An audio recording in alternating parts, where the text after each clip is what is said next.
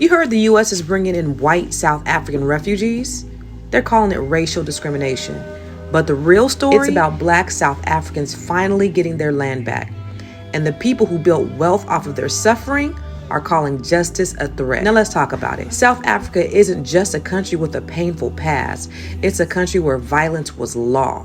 From 1948 to 1994, apartheid was a full-blown system of state-sponsored terrorism against Black people. Under apartheid, Black South Africans were stripped of their citizenship. They were forced into segregated, impoverished homelands. They were required to carry passbooks just to move around their own land.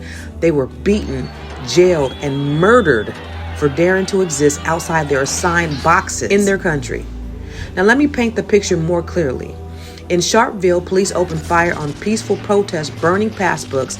69 people were killed, most shot in the back. In Soweto, kids marched against being forced to learn in Afrikaans. Police responded by killing hundreds of school children.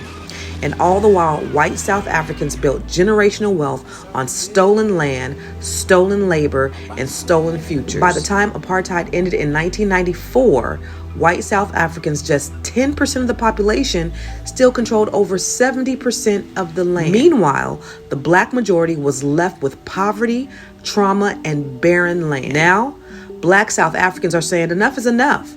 They're demanding land expropriation without compensation, reclaiming the land stolen during colonialism and apartheid without paying the thieves back.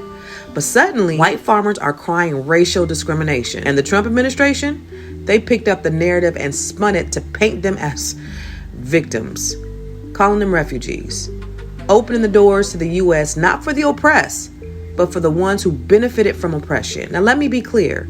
There's no law in South Africa targeting white people for being white.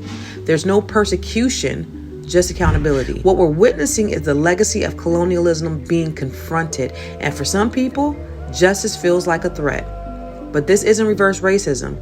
This is restoration. This is reckoning. And baby, when you built your life on stolen land, truth will always feel uncomfortable.